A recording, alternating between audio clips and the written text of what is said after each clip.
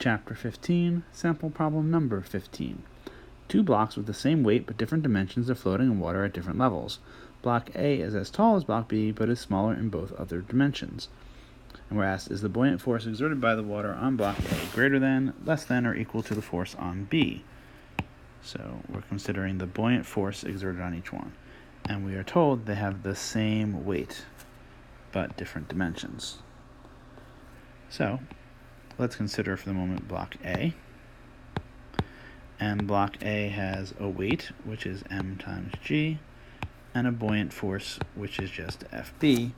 And we know that the sum of the forces on A has to be the mass times the acceleration.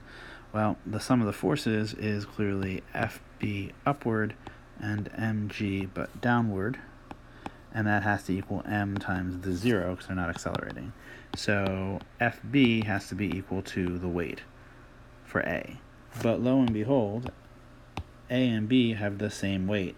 So the buoyant force on B would be the same as on A. And so we end up with that it is equal to.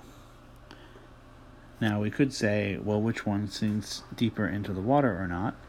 But that wasn't asked. So there we go.